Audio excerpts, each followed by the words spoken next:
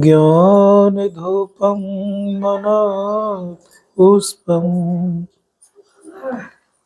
पंचेन्द्रिय होतासनम क्षमा जपु समाधिश्च नमः देव निरंजनम अखंड मंडलाकारं व्याप्तं येन चराचरम् तत्पदं दर्शितं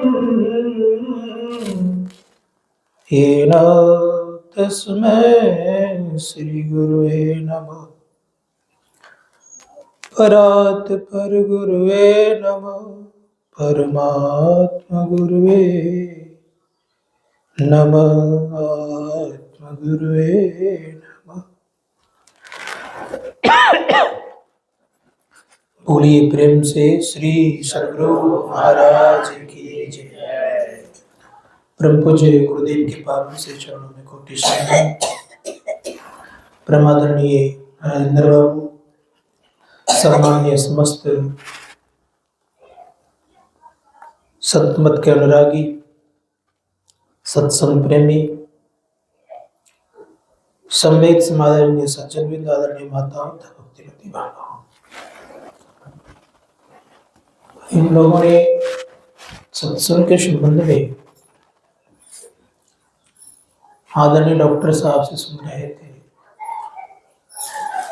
सत्संग में लोगों को लाभ मिलता है। लाभ देखने में नहीं आता है, लेकिन मिलता अवश्य है। कभी कभी देखने में भी आता है। शास्त्रकार कहते हैं कि अगर मनुष्य मनोयोग पूर्वक सत्संग करे तो सत्संग से ही लोग महान बना है। जितने भी महापुरुष हुए हैं सबके जीवन में सत्संग है।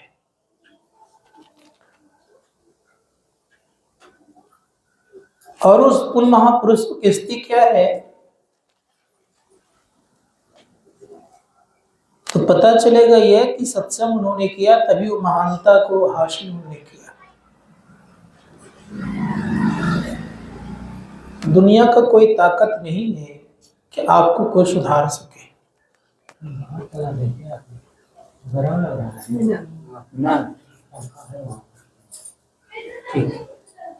कितने प्रकार के तीर्थ आप कर ले,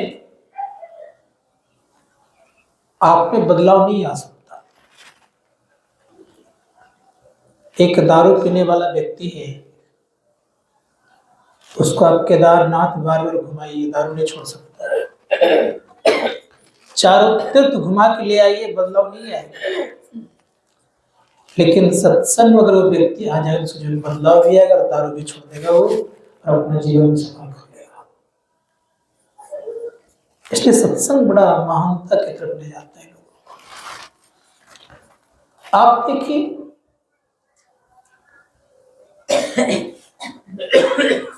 अंगुलीमाल एक देवी की पूजा कर रहे थे और देवी माँ की मनोरथ पूरे करने के लिए 1000 अंगुलियां पुराने के लिए प्रत्येक मानव का वध करते थे। उनका वध करके उंगली उंगली काट के माला बना लेते, तब से उनका नाम अंगुलीमाल हो गया। 999 अंगुलियां हो गई थी, एक बचा हुआ था केवल 100,000 पुराने। बड़े प्रेम से वो तलवार पिटा रहा था। उनकी माँ कहती है, क्योंकि अंगुलीमाल की माँ कहती है कि तुम बड़े अच्छे से तलवार प्यारे, क्या बात है? कहा माँ आज अंतिम दिन है, माँ का उंगली पूरा करने का दिन है। और जब 1000 उंगली पूरे हो जाएंगे मुझे, तो मैं मां को चढ़ाऊंगा। उनकी मां कहती है कि अगर मान लिया जाए आज कोई आदमी नहीं मिला तो उंगली माल कहता है तुम तो हो ना, आज तुम्हारा ही काम तमाम करके उंगली चढ़ा देना है। जैसे कि तुम हो ना, उंगली माल की मां भागी, भगवान बुद्ध के शरण में चली गई और जाकर के कहती है कि बुद्ध, जो जीवन की रक्षा करना आपका कर्तव्य है, मेरा प्राण संकट में है, मुझे अब बचा लीजिए। उंगलीमाल कहते कि ठहर जाओ, यहीं पर रोके जाना नहीं।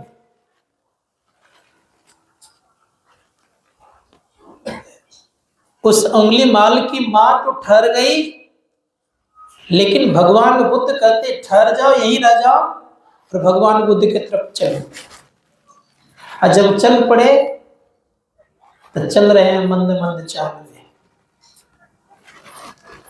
और मंद मंद में चाल चलते हुए और जो पिजा रहे थे तलवार, उसको पैर की आहट की आवाज हुई। उस आवाज से वहीं से कहता है तुम ठहर जाओ। भगवान बुद्ध चल ही रहे हैं और दौड़े दौड़े इधर से आ गए।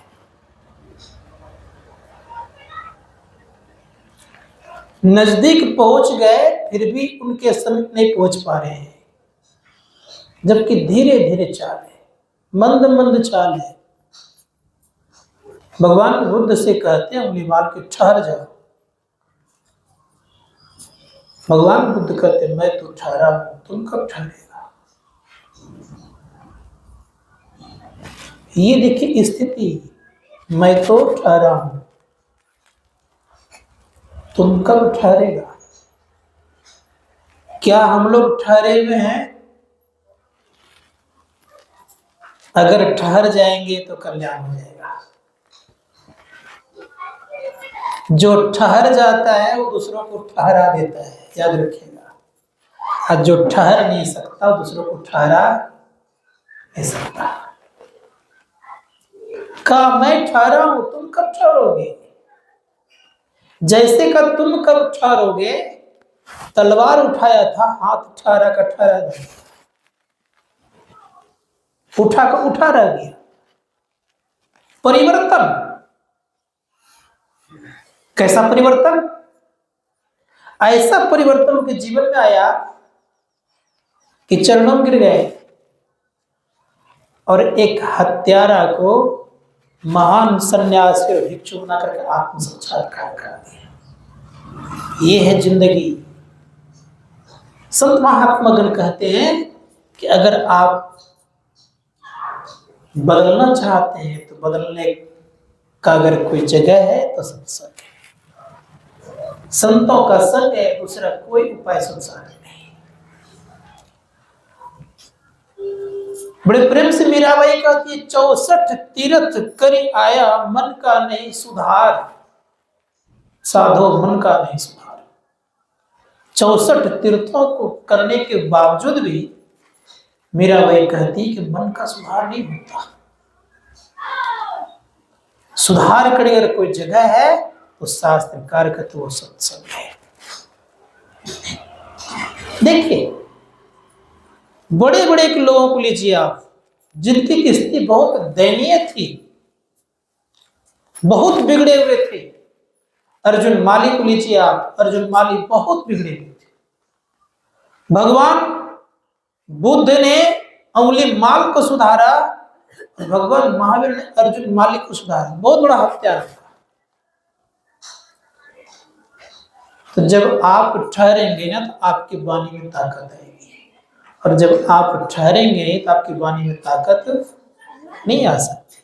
इसीलिए ठहरिए। कहां ठहरना होता है? संत लोग कहते तमाम जगह चलायमान है, जितने प्रकार के लोक लोकांतर सब चलायमान है, सब अस्थिर है, कोई स्थिर नहीं है। सारे के सारे लोक लोकांतर में हलचल है, गति है, और जहां तक गति होती है वो दूसरों को ठहरा नहीं सकता है। अंतर इतना है, किसी में ज्यादा गति है, किसी में कम गति, लेकिन गति सब में है। संत कहते हैं जहां गति नहीं है और उस अवस्था को जिन्होंने प्राप्त कर लिया तो किसी को ठहरा सकता है। और संत मत कहता है ठहरने के लिए। क्या कहता है? मन को दौड़ाने के लिए, ठहरने के लिए कहता है। कहां? हम आप जब तक अंधकार में हिलते डोलते रहेंगे तब तक आपके अंदर प्रकाश का उदय नहीं होगा। आप ठहरना जान जाइएगा, अंधकार में प्रकाश का उदय हो जाएगा। संत कहते हैं कि जब तक हम इधर से उधर करते रहेंगे तब तक अपने प्रतिबिंब को दर्पण में नहीं देख सकते। जब तक पानी चंचल रहता है तब तक अपना प्रतिबिंब पानी में नहीं देख सकते। उसी प्रकार से अंधकार से पार जाना चाहते हैं, प्रकाश में अपना जीवन बनाना चाहते हैं, तो आपको ठहरना पड़ेगा। ठहरे बिना कल्याण नहीं है, और कोई तीर्थ आपको ठहरने नहीं कहता, ठहराता नहीं आपको।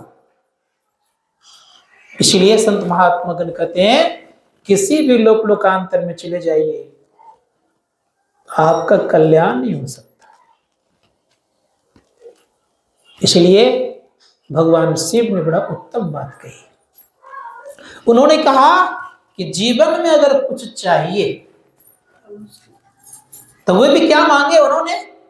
भगवान शिव को साधारण नहीं है, जिनकी दुनिया में ही नहीं तीनों लोकों में सबसे ज्यादा उनकी आयु है, लंबी आयु प्राप्त किए हुए हैं। जब 100 विष्णु का शरीर का परित्याग होता है तब भगवान शिव का एक दिन आयु होती है, इतनी लंबी आयु उनकी है। ऐसे महापुरुष कह रहे हैं कि मुझे एक वर दीजिए, नाथ एक वर मांगो, हर्षित देसी रंग, पद सरोज अनुपाएंगे भक्ति सदा सत्संग। भगवान शिव सत्संग का वरदान मांगते हैं। संत लोग कहते हैं कि सत्संग करेंगे तो जीवन भी सुधरेगा, दशा भी सुधरेगा और व्यवस्था भी अच्छी। सबने जिन जिन लोगों ने अपने जीवन को बनाया उन सत्संग किया। भगवान श्री राम बड़े प्रेम से जा रहे थे जंगलों में। लक्ष्मण जी दूर से कहते कि भैया ये कुटिया किनकी है? देखना इस कुटिया में अपार प्रकाश है। भगवान श्री राम कहते हैं कि लक्ष्मण ये कुटिया अगस्त मुनि का है। का दूर से इतना प्रकाश दिख रहा है, नजदीक जाएंगे तो क्या होगा? भगवान राम कहते लक्ष्मण चलो तो कितनी शांति आती है। अब भगवान श्री राम उस कुटिया में राम लक्ष्मण सहित जाते हैं, अपार सुख प्राप्त करते हैं। किसके प्रभाव से? संत महात्मा कर कहते ये प्रभाव सत्संग का था। इसलिए गोस्वामी जी महाराज कहते हैं कि अगर सुधारने का कोई जगह है और सुधरने का भी कोई जगह है, सुधारना और सुधरने वाला अगर कोई जगह है वो सत्संग है। इसलिए कहा सठ सुधरहि सत्संगति पाई, पारस परस कुधार सुहाई। 60 व्यक्ति का सुधार अगर होता है तो सत्संग के द्वारा। इसीलिए सत्संग मनोयोग पूर्वक करिए। जिसके घर में सत्संग है उन्हें सुख शांति तो आनी ही चाहिए। जिसके घर में सत्संग नहीं है नाना प्रकार के जंजालों में फंसे हुए हैं, नाना प्रकार के पूजा पाठ भी करते हैं। मैं आपको बताऊं कि सबसे दुखी की हालत में वो है, उनकी हालत जाके देखिए। जिनके घर में बहुत प्रकार के पूजा पाठ हुआ करते हैं, वो सबसे दुखी हुए। और जिनके यहाँ केवल एक सत्संग होता है और संतों के वचनों को लेकर के चलते हैं, वो ज्यादा ज्यादा सुखी है।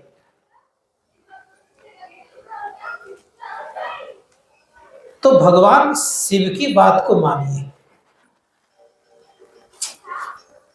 गोस्वामी जी महाराज जब तक सबकी वंदना करते रहे, तब तक वो ज्ञान नहीं आया। और जब सब कुछ छोड़ छाड़ के गुफा में चले गए और जब ध्यान करने लग गए, ध्यान करके जब ऊपर उठे, तब वे महापुरुष रामायण लिखते हैं। अब प्रथम में डालते कि अब बंदो गुरुपद कंज कृपा सिंधु नर रूप महामोह तम कुंज जासु वचन रवि कर। मैं गुरु की चरणों की वंदना करता हूं। कहा क्यों? आप तो भगवान राम के पुजारी हैं, आप तो भगवान श्री राम को मानने वाले हैं, तो गुरु क्या आवश्यकता है? तो गोस्वामी जी महाराज कहते हैं गुरु कैसे हैं? तो कह रहे हैं वे बंदो गुरुपद कंज कृपा सिंधु नर रूप हरि, नर के रूप में हरि, जो दुखों का हरण करने वाला हो उसके रूप में है वो, कृपा के सिंधु है वो। इसीलिए ये बोध दिलाने वाला अगर कोई जगह है तो सत्संग है। आप अपार संपत्ति वाले हैं, आप महान व्यक्ति हैं, आप में ईश्वर गुण विराजमान है, आपके अंदर में ईश्वर तत्व विद्यमान है। और जिनके अंदर में ईश्वर तत्व विद्यमान हो, वे भटकते फिरते रहे, दुख के गर्त में गिरते रहे, तो पता चलता ही है कि आपने ईश्वर तत्व के गुण को आपने नकार दिया है और आपने उधर जाना स्वीकार नहीं किया है। किसके बदौलत आप इतने दुखी हैं? आपको पता लगेगा कि दुखी हम हैं तो केवल मन के चलते हैं। दिन भर मन को आप प्रपंचों में घुमाते रहते हैं, लेकिन जिसके द्वारा मन ठहरता है वो काम करना आप नहीं चाहते। जहां ठहरता है वो काम करना नहीं चाहते हैं। दुखी का ये कारण है। दुख दिखता किनको? तो दुख दिखता है मन को। अब मन को वहां से हटा दीजिए, क्या दुख दिखेगा आपको? मन से आप परे, क्या दुख दिखेगा आपको? संत कहते कि मन के चलते आप दुखी हैं और मन को आप प्रपंच में डुबाए रखते हैं, जिसके कारण से आपको सत्संग का रस भीतर मिलता नहीं है। इसी कारण से आप कहते हैं सत्संग तो करता हूं लेकिन दुखों से निवृत्ति नहीं होती है। निवृत्ति अगर चाहिए तो मन को वहां से हटाइए। और मैं दावे के साथ कहता हूं कि जो व्यक्ति मन को वहां से हटा देते, देख लीजिए क्या होता है। आज एक डॉक्टर क्लोरोफॉर्म इंजेक्शन देता है ऑपरेशन करने वक्त, क्यों देता है? पूछिए उनसे। मन को क्या करता है? वो उस जगह से क्या करता है? मन को हटा देता है, वहां जाता नहीं है उसका मन, उसको दुख नहीं होता है, व्यवस्था अवस्था कर देता है, दुख नहीं होता है। उदाहरण रूप में आपके मुंह में सोए वक्त कोई मुंह खुला हुआ हो, आपको मिश्री डाल दे उसमें, क्या स्वाद लगेगा? मुंह तो खुला हुआ है, जीभ तो है, जीभ है ना, क्यों ना स्वाद लग रहा है आपको? कारण क्या? आप वहां से हट चुके हैं। कौन? मन हट चुका है। क्योंकि मन के साथ अभी चेतन आत्मा है, इसलिए हटा हुआ है। और जब तक हटा हुआ रहेगा तब तक मुंह में रसगुल्ला का रस भी डाल देगा तब भी मीठा लगेगा? नहीं लगेगा। और जैसे आप जग गए तो आपको मीठा महसूस होने लग गया। कोई व्यक्ति रसगुल्ला मुंह में डाल दिया और उस स्वप्न देख रहा है कि मैं नीम खा रहा हूं, कैसा लगेगा उसको? सही बोलिए, रसगुल्ला का स्वाद लगेगा? डाला क्या है? डाला था रसगुल्ला, लेकिन स्वाद कैसा लग रहा है उसको? नीम का। क्यों? तो स्वप्न देख रहा है। कारण क्या? कारण यह है उस जगह से वो हटा हुआ है, उस चीज का अनुपान कर रहा है। किस जगत में? स्वप्न जगत में, स्वप्न दृष्टि में उसका अवलोकन कर रहा है। संत कहते हैं अगर इतना केवल करना आप जानते हैं तो आपके पास दुखों का पहाड़ शरीर पर रहेगा ना, तब भी आपको पता नहीं चलेगा। और यही संत मत कहता है करने के लिए। दुख से मुक्त होने का उपाय यह है, मन को आप हटाइए, आप दुख से मुक्त हैं। और जब तक मन के आप अधीनस्थ रहेंगे, लाख उपाय कर लेंगे, इसके अनुकूल ही सुख प्राप्त करने की इच्छा आपकी होगी। मन जैसा कहता वैसा ही प्राप्त करने की इच्छा होगी, और वैसा जब तक मिलता रहे तब तक तो सुखी, और मन के अनुकूल नहीं मिला क्या होगा? मन के अनुकूल नहीं मिला तो दुख। यही तो होता है। संत महात्मा गण का सत्संग क्या होता है? सत्संग किसे कहते हैं? सब कुछ आपके अनुकूल हो जाएगा, ऐसा नहीं किन्हीं को हुआ है। किन्हीं को नहीं हुआ है, भगवान को भी नहीं हुआ है। देख लीजिए, भगवान को ही देख लीजिए। भगवान श्री कृष्ण जब से संसार में आए, जब से उन्होंने अवतार लिया, बाल काल से ही उनके जीवन में क्या आया? सुख। क्या आया? बाल काल से ही, बालापन से ही, जन्म के समय से ही क्या आया? लेकिन उन्होंने इतना मजबूती जीवन से लाया कि दिखा दिया कि मेरे जीवन में दुख नहीं है। संघर्ष जीवन में था। क्यों? कि बाल काल से संघर्ष करने की प्रेरणा उनके अंदर में। और दूसरी बात यह, बाल काल में गुरु गृह गए।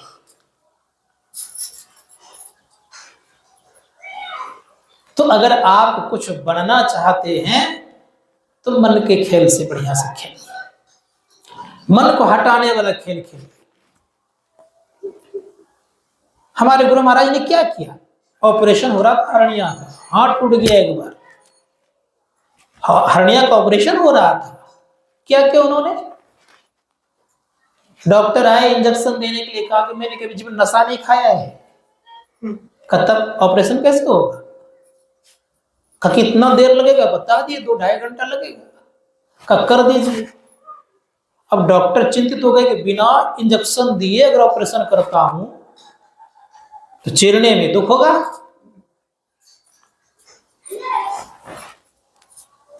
तुम्हारे संशय प्रबंधन कहते कर दीजिए ना। आप भी गजब आदमी, आप भी करे, कर दीजिए। तो कहते हैं कि डॉक्टर साहब संत हैं, संतन की गति आपको पता नहीं, इसलिए कर दीजिए। संतन की गति कोई दादू जाने नहीं, कोई नहीं जानता है। अब बिना इंजेक्शन दिए, इथर सुखाए सुंघाए, क्लोरोफॉर्म इंजेक्शन दिए, चिर दिए, ऑपरेशन कर दिए। ऑपरेशन भी हो गया। अब कई घंटे हो गए बेहोश अवस्था में पड़े हुए। अब डॉक्टर को चिंता हो गई कहीं मर तो नहीं गया।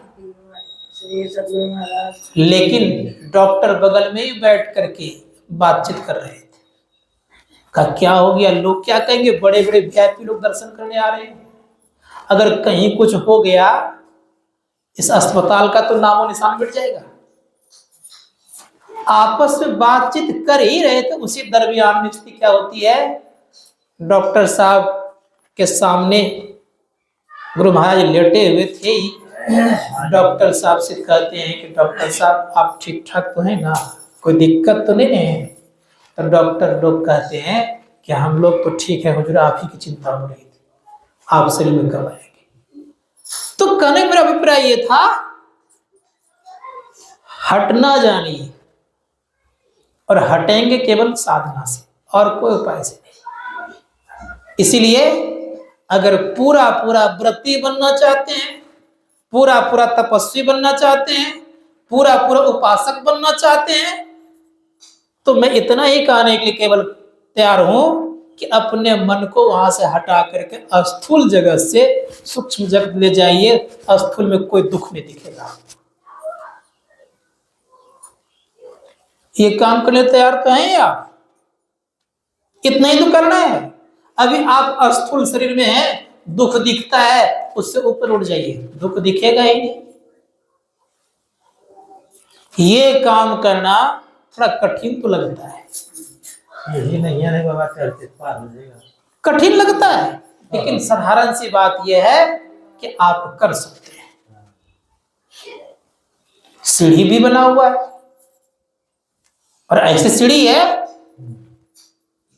संत कबीर साहब कहते भक्ति निसेनी मुक्ति की, निसेनी सीढ़ी को कहती है।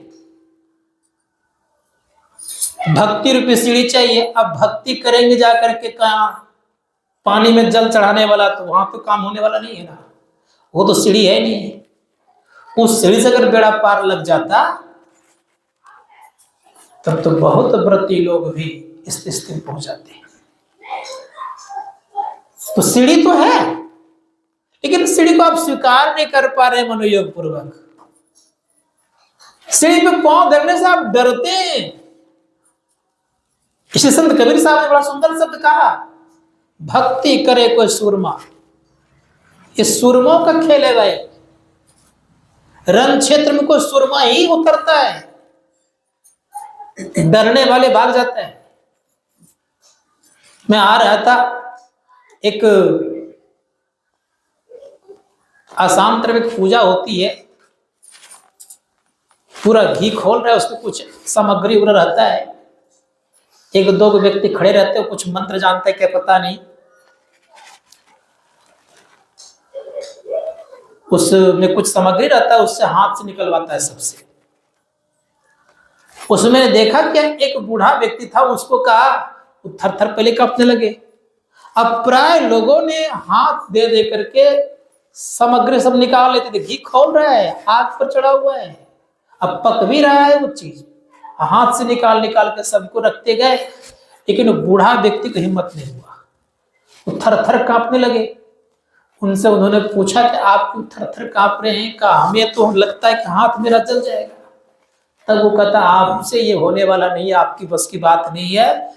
यद्यपि वो कहते हैं कि देखिए मैं पूरा हाथ देता हूं, मेरा कहां जल रहा है, दिखा भी रहा है, तब भी वो हिम्मत नहीं कर पा रहा है। उसी प्रकार संत महात्मा आपको दिखा रहे हैं कि इस तरह चलोगे तुम्हारी ये दशा हो जाएगी, लेकिन हम चलने से डरते हैं, चलने से हम रुकते हैं, और परिणाम ये होता है कि हमारी प्रवृत्ति कैसी हो गई है, मोटे मोटे चीजों को अवलोकन करने की, उछल पड़ने की। इसी कारण से हम वहां तक नहीं चल पाते। आप देखिए, मोटे काम करने में मन को बड़ा अच्छा लगता है ना। किसी के यहाँ व्रत हुआ होगा, उपवास कर लेते होंगे, दिन दिन भर सह लेते होंगे, उसके बाद रात में थोड़ा सा खाते होंगे, कि नहीं हुआ होगा पता होगा, और उसके बाद फिर दूसरे दिन खाते हैं। क्या करने के लिए? सूरज को ही देखने तो क्या किए है ना काम, और तो कुछ नहीं किए हैं। कैसा सूरज डूबता हुआ और एक उगता हुआ, यही ना। लेकिन जो कभी सूरज डूबता ही नहीं है, उसके तरफ आपने ऐसा व्रत कभी किया? उसके लिए आपने उपवास कभी किया? उसके लिए आपने कभी चिंता की? उसके लिए कभी किसी को आपने कहा कि ऐसा काम करो ऐसा हो जाएगा? जो कभी नहीं डूबता है, जो कभी अस्त लेता ही नहीं है, वो सदैव चेतन रूपी सूरज उगा रहता है, और उसको जो देख लेता तो दुख ही दूर हो जाता है। उसके लिए कभी चिंता की आपने? इससे कितने प्रतिशत आपके दुख गए? कितने प्रतिशत गए? कितना पवित्रता से किए होंगे? पहले तो सबसे पहले एकदम नरम नरम चीज खाए होंगे, कद्दू भात, जिससे कि कोई तरह की बीमारी ना हो। एकदम नरम नरम चीज खाए होंगे, नहीं? उसके साथ भी किया, बड़े प्रेम से नहा धोआ करके पवित्रता के साथ उसके पहले से घर द्वार की कितनी सफाई की होंगी, चकाचक कर दिए होंगे। उस पीरियड में कोई अगर कुछ लेके आ जाए तो क्या कहेंगे? काला पॉलिथीन में क्या कहेंगे? नहीं नहीं नहीं, नहीं चाहिए, बात दूर दूर दूर करो। अब समस्या ये है, एक उगता और डूबता हुआ सूर्य देखने की इतनी पवित्रता, बड़ी विचित्र बात है। यद्यपि आप ये रोज उगेगा, रोज डूबेगा, इसमें कोई संदेह नहीं है, और रोज इस तरह का छठ लोग कर सकते हैं, इसमें कोई संदेह नहीं है। लेकिन संत महात्मागण कहते हैं कि जो सदैव उगा हुआ है तुम्हारे अंदर में, कभी वो डूबता नहीं है, उसके पीछे तुम्हारा कभी ख्याल क्यों नहीं गया? और थोड़ा सुन लीजिए। उसके बाद क्या किए होंगे आप लोगों ने? जिस समय आप भोजन करते होंगे, कोई अगर बगल में कोई लाउड स्पीकर बजा दे तो खाया जाता है? याद नहीं आप लोगों को? एकदम शांत घर वाला चाहिए। मैं दावे के साथ कहता हूं, इस तरह से व्रत अगर आपने 1 महीना कर लिया तो आपके अंदर में अगर भीतर का सूरज नहीं हो गया तो मेरा नाम नहीं लीजिएगा। करके देखिए। लेकिन नहीं करेंगे। कितना साइलेंट पूर्वक, बच्चे हल्ला ना करें, बड़े नियम कायदे के साथ, आहिस्ते आहिस्ते, और किसका स्मरण करके? हे छठी माँ, इसका बेड़ा पार लगा दीजिएगा, यही ना? इसी तरह से अगर आप अपने अंदर में करना शुरू कर दीजिएगा तो बिल्कुल बेड़ा पार लग जाएगा, दुखों से बेड़ा पार लग जाएगा। संत लोग कहते हैं साधना काल में भोजन पवित्रता भी चाहिए, पवित्र जीवन चाहिए, और पवित्र जीवन जब अपने जीवन में आएगा तब आंतरिक सत्संग का रस मिलेगा। और जब अंदर में आप कुछ देखिएगा ना, तब पता चलेगा कि क्या है ये। मीरा भाई ऐसे नहीं कही, उन्होंने कही इस शरीर में सब कुछ है, खोजने वाला चाहिए, और जब तक हम आप खोजेंगे नहीं तब तक मिलने वाला नहीं है। इसीलिए मीराबाई कहती है कि अपने अंदर में एक ऊंची अटरिया है, उसकी केवाड़ी कैसी है? कहा लाल रंग का है, ऊंची अटरिया लाल के बढ़िया। कैसा सेज है? का निर्गुण सेज बिछी, निर्गुण सेज बिछा हुआ है जिसमें कोई गुण नहीं है। आपके सेज पर तो गुण ही गुण भरा पड़ा है, कई प्रकार के अवगुण भी है, रजोगुण भी है, तमोगुण भी है, और सतोगुण, तीनों गुण से भरा पड़ा है। और अपने अंदर में जो ऊंची अटरिया है, उसकी जो केवाड़ी है कैसी है? लाल रंग की है। और कैसा सेज है? निर्गुण सेज बिछी। क्या है आगे? तो कहा बाजू बंद कड़ला सोवे मांग। संत महात्मागण कहते हैं सम की साधना और दम की साधना है। इन दोनों साधनाओं से हम आपका बेड़ा पार लग सकता है। मीराबाई कहीं नहीं गई, किसी के अधीन स्वीकार भी नहीं करी, अकेली। आपको सुन के आश्चर्य लगाइए कि इतने बड़े परिवार के लोग, और वो परिवार राजघराना घराने का परिवार, और किसी का अधीन स्वीकार नहीं करी उन्होंने। क्या कहती है? जब घर के लोगों ने बहुत सताए, सताने के बाद जब मीरा चली गई वृंदावन, तो एक दिन मौज में आके मीराबाई कहती है प्रभु मेरे तो कोई नहीं है आगे पीछे, मैंने कुछ भी नहीं बनाया, ना घर बनाया ना मकान बनाया, ना आश्रम बनाया, ना कोई चेला बनाया, ना कोई शिष्य बनाया, मेरा तो कोई नहीं। मैंने इतने आपकी आराधना की है कि मुझे भय नहीं है प्रभु, लेकिन एक बात का डर अवश्य है कि लोग ये नहीं कहें कि मीरा का शरीर जहां तक पड़ा हुआ है। इसलिए आपसे यही एक आरजू है प्रभु कि इसका ठिकाना लगा दीजिए। कोई नहीं था मीरा को,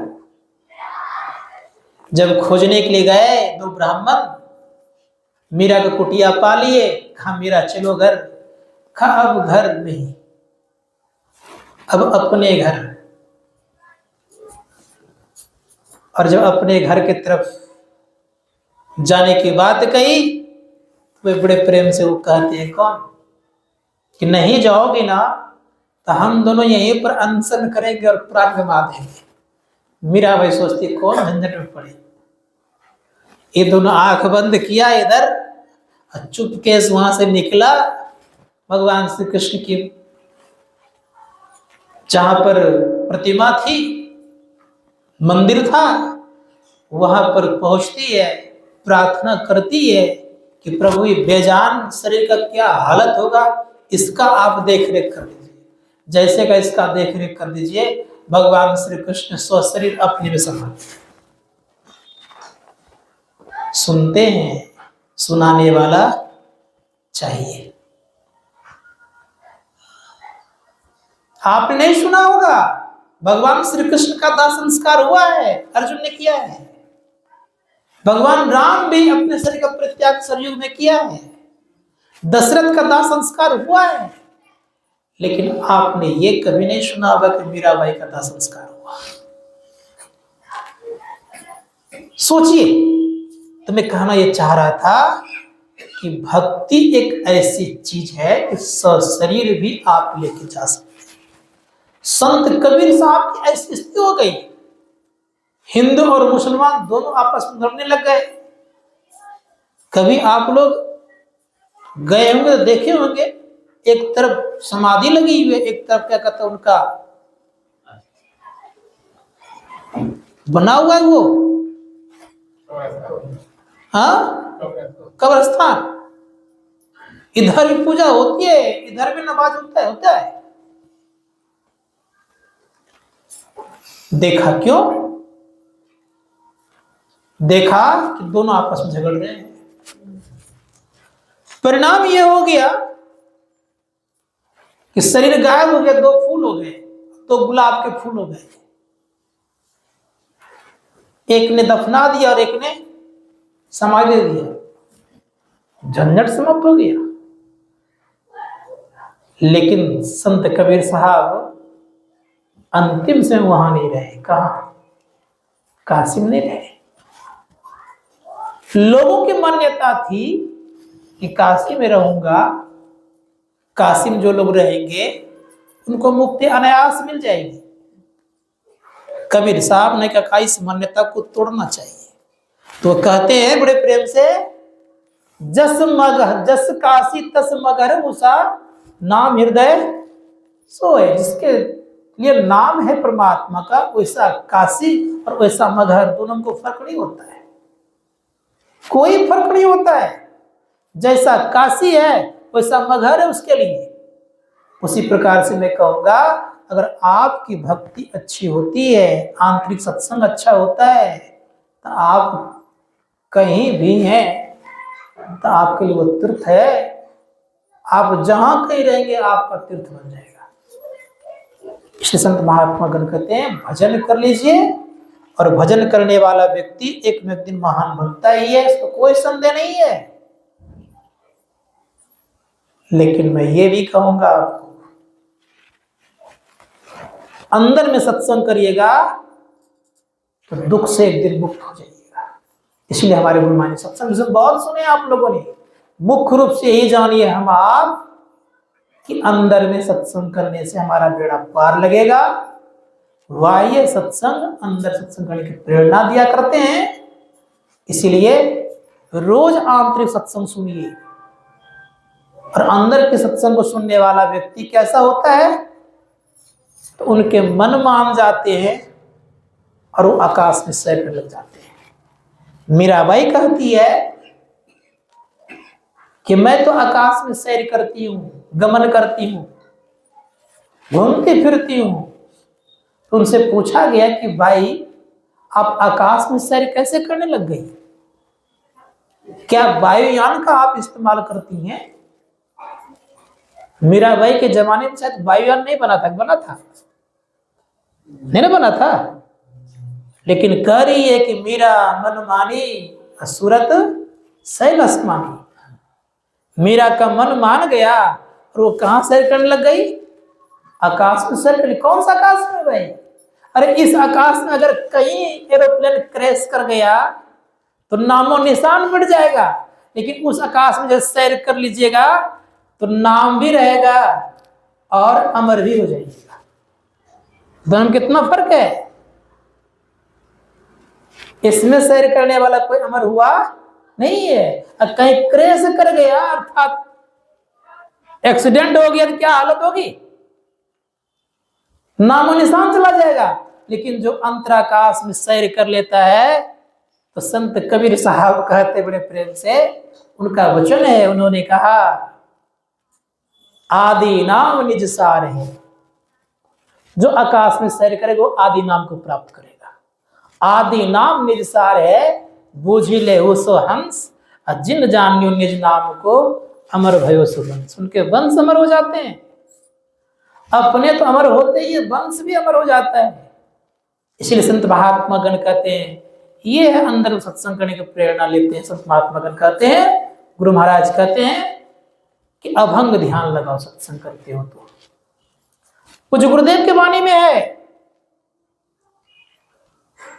कि जो कोई ध्यान करते हैं अंदर में, उनको एक न एक दिन अवस्था ऐसी हो जाती है। नित्य प्रति सत्संग कर ले प्यारा, तेरा कार्य सरे सारा। सारे कार्य का निर्णय करके धर चेतन धारा। धर चेतन धारा, अब पिंड के पारा दसम द्वारे का। ज्योति जगी जावे, अति सुख पावे शब्द सहारे का। जिनको शब्द का सहारा मिलता है, तो परम पूज्य गुरुदेव की वाणी में है, धर्म कथा बाहर सत्संगा, अंतर सत्संग ध्यान अभंगा।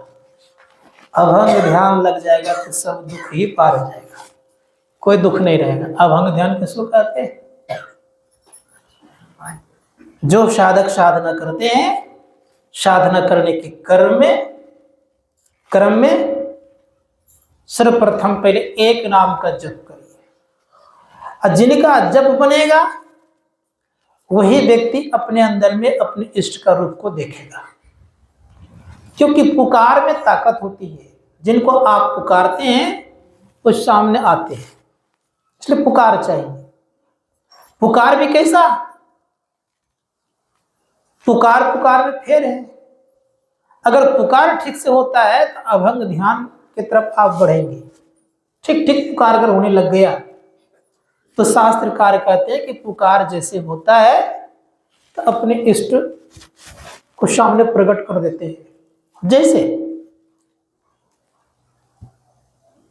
द्रौपदी ने कृष्ण को पुकार लगाई, कृष्ण को प्रकट कर दिए, उनका काम बन गया। तो जो व्यक्ति अपने अंदर में देख लेते हैं गुरु मूर्ति को, तो गुरु नानक जी महाराज कहते हैं कि गुरु की मूर्ति मन में बसाऊं, जो इच्छा सोई फल पाऊं। अन्य चीजों को बसा लेना आसान है और कोई खोल के नहीं बोलता होगा, लेकिन मैं बताता हूं, परिवारजनों का चित्र आना अपने अंदर में आसान है। यहां तक जान लीजिए, कोई सिनेमा देखने के लिए कभी गए होंगे तो सिने स्टार के जो लोग सब, उनको बसा लेना आसान है। वो चित्र नाचते रहेगा दिन भर, लेकिन गुरु का मूर्ति आपके पास नहीं नाचेगा, नहीं आएगा। जिनसे आप गपशप खूब लड़ाते हैं वो आपके सामने आ जाएंगे, लेकिन आपके इष्ट का रूप जल्दी आना संभव नहीं है। पूछिए वजह क्या है? वजह यह है कि अति पावन चित्र है ये, और अति पावन चित्र को अति पावन मन बनाना पड़ेगा। और जब तक अति पावन मन नहीं बनेगा तब तक लाख उपाय करिएगा, गुरुमूर्ति सामने आने वाला नहीं है। इसलिए अति पावन मन चाहिए, और अति पावन मन से अति पावन मंत्र भी आप जप सकते हैं। अर्दन लिखा अति पावन गुरु मंत्र मन ही मन जाप जप। जब ये दो क्रियाएं ठीक हो जाती है तब संत आत्मगन कहते हैं कि वो देखते हैं एक जगह, देखते देखते उनके अंदर में एक बिंदु आता है। तो कहा बिंद में था नाद बोले रैन दिन सुहावनम। जिनके अंदर में बिंदु दिखता है उनके अंदर में नाद की उत्पत्ति होती है, वो शब्द मिलता है। और शब्द में याद रखिएगा, शब्द में पहले जड़ात्मक मंडल का शब्द मिलता है। इन जड़ात्मक मंडलों को शब्दों को सुनते सुनते साधक जब वो सार शब्द सुनता है उसी क्षण उनका अभंग ध्यान लगता है, और अभंग ध्यान लगाने वाला व्यक्ति का बेड़ा पार लग जाता है, परम कल्याण हो जाता है। संतों ने कहा ऐसी अवस्था को प्राप्त करने के लिए मंदिरों में जाएं या नदी में नहाने जाएं, होने वाला नहीं है। जो अपने तन मंदिर में चलेगा उन्हीं का बेड़ा पार लग सकता है, बाकियों का संभव नहीं है। इसीलिए रोज अपने मंदिर में आरती कीजिए। किए हैं एक दिन की नहीं, खाली सुनते ही रहते हैं। अपने मंदिर में आरती कीजिएगा तो बहुत कुछ मिलेगा। इसलिए हमारे गुरुदेव कहते हैं आरती तन मंदिर में कीजिए। कैसे? कहा वहां और कुछ की आवश्यकता नहीं है। तो बड़े प्रेम से गुरुदेव कहते हैं दृष्टि युगल कर सन्मुख भेजिए। दृष्टि को युगल करिए, मतलब दो दृष्टि की धारें जो समांतर रेखा की तरह बह रही है, जा रही है, उसको आप एक करिए। कैसे होगा ये? समांतर रेखा तो कभी मिलेगी नहीं कि मिल जाएगी? नहीं मिलेगी। लेकिन मिलने की अगर मिलाने की कला अगर जानते हैं तो मिला सकते हैं। क्या उपाय है? शास्त्रकार कहते हैं कि कभी कभी आप देखे होंगे, सुने होंगे, सुना देता हूं। रेल का लाइन जो है समांतर रेखा ही तो रहती है, बराबर पटरी रहती है। उसके बीच में कभी खड़े हो जाइए आप, लगेगा, और देखिए गहराई से लगेगा कि दोनों पटरी जाके मिल गया है। बात समझ आ रही है? ये तो साधारण सब बात उपाय बता दिया मैंने। उसी प्रकार से आप देखने कला देखेंगे, ये रेखा अपने आप मिल जाएगी। बिना देखे तो मिल नहीं सकता। इसलिए संत महात्मा गण कहते हैं काजर दिए से का भया ताकब को ढबनाई, ताकब को ढबनाई ताकन की गति है न्यारी। ताकने की गति बड़ी न्यारी है, देखने की गति बड़ी न्यारी है। ताके में है फेर फेर काजर में नाई, और जो एक टक ताकी लेवे सोई पीव की प्यारी। जो एक टक ताक लेते हैं वो पीव की प्यारी बन जाती है। इसीलिए संत महात्मा गण कहते हैं ताकिए। अगर जो ताक लेता है तो समझ लीजिए उनका बेड़ा पार हो जाता है। इसीलिए हमारे गुरु महाराज जी कहते हैं स्पष्ट रूप से उन्होंने कहा कि जीवन में अगर कल्याण चाहिए तो ताकना पड़ेगा। ताके में फिर काजर में नहीं, कोई फिर काजर में नहीं है। इसलिए ताकने का उपाय कर लीजिए। जीवन में बढ़िया से ताकिएगा, अच्छा लगेगा। जैसे ठीक ठीक ताक लीजिएगा ना तो जितना सुख आप परिवार जनों से नहीं पाए होंगे उससे ज्यादा सुख आपको मिलेगा। इसीलिए कोशिश कीजिए कि हम ताक लें। संत महात्मा गण कहते हैं खूब बढ़िया से विचार करिए, ठीक से बैठिए। सम आसन आसीना सम का यथा सुखम हस्ताभूत अधाया स नसाग्र कृत्य छना। नसाग्र में खूब बढ़िया से देखिए। देखते देखते देखते आप वही बिंदु जल के पटगिरा निरखत रहिए, उसको निरखते रहिए। उसमें शब्द मिलेगा, और शब्द को जो पकड़ लेगा एक न एक दिन स्थिति क्या होगी? शब्द को पकड़ने वाला व्यक्ति एक न एक दिन अपने घर को जाएगा, और अपने घर को जो चल गया उन्हीं का बेड़ा पार लगता है। दूसरे घर में तो सबको डर लगता है। खूब सुंदर घर बनाए, आपने बनाया है। आपकी अवस्था घट जाए, कहीं आ गया बहू और बेटा, अब कहीं सामने में गंदा करना शुरू कर दिया, क्या कहता है, क्या कहेगा? आपने घर बनाया है, सुंदर आपने घर बनाया है, आप कहीं गंदा करना शुरू कर दिया, क्या कहता है? इसीलिए दूसरों घर पर उतना भरोसा और विश्वास मत रखिए। अपने शरीर रूपी को ठीक ठीक जानिए और अपने घर तरफ चलने का प्रयास और प्रयत्न कीजिएगा, फिर जीवन में कभी दुख नहीं आएगा। विशेष न कहकर कितना ही अपनी वाणी को विराम देते हुए एक बार प्रेम से बोलिए श्री सद्गुरु महाराज की जय। आप लोगों का दर्शन हो गया, बहुत बहुत शुभकामना। हमको आता तो नहीं है गाने में ज्यादा। हाँ, कमाए तो अपना काम कर रहा है, हम लोग भी अपना काम कर रहे हैं। तो निकलना भी था, इसीलिए बोलिए प्रेम से श्री सद्गुरु महाराज की जय।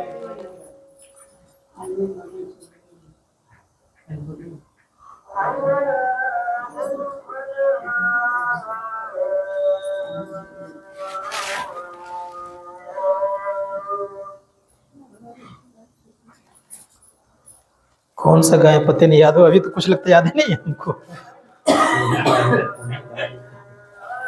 श्री सद्गुरु महाराज की जय।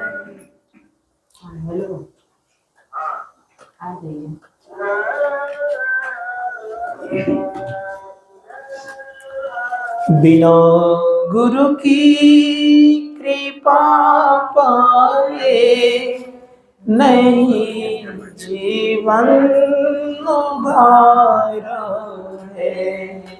बिना गुरु की कृपा पाए नहीं जीवन उधारा है।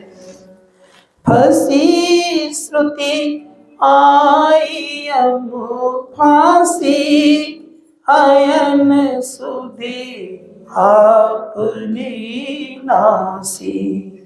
फंसी श्रुति आई अब फांसी अयन सुधी आपनी नासी। भई भव शोक की बासी कठिन जम ते उधारा है। भई भव शोक की बासी कठिन जम ते उधारा है। बिना गुरु की कृपा पाए नहीं जीवन उधारा है। गुरु निज भेद बतलावे सूरत को राग दर्शावे। गुरु निज भेद बतलावे सूरत को राग दर्शावे। जीव हित आप ही आवे सूरत को आई तारा है। जीव हित आप ही आवे सूरत को आई तारा है। बिना गुरु की कृपा पाए नहीं जीवन उधारा। गुरु ही तो है गुरु पितु है, गुरु ही जीव के मितु है। गुरु ही तो है गुरु पितु है, गुरु ही जीव के मितु है। गुरु सम कोई नहीं दूजा जो जीवों को उदारा है। गुरु सम कोई नहीं दूजा जो जीवों को उदारा है। बिना गुरु की कृपा पाए नहीं जीवन उदारा है। बिना गुरु की कृपा पाए नहीं जीवन उदारा। गुरु की नित्य कर पूजा जगत इन सम नहीं दूजा। गुरु की नित्य कर पूजा जगत इन सम नहीं दूजा। नहीं को आन नहीं सूझा। नहीं को आन नहीं सूझा। फकत गुरु ही आधारा। बिना गुरु की कृपा पाए नहीं जीवन उदारा है। मैं को आन नहीं सूझा। फकत गुरु ही आधारा है।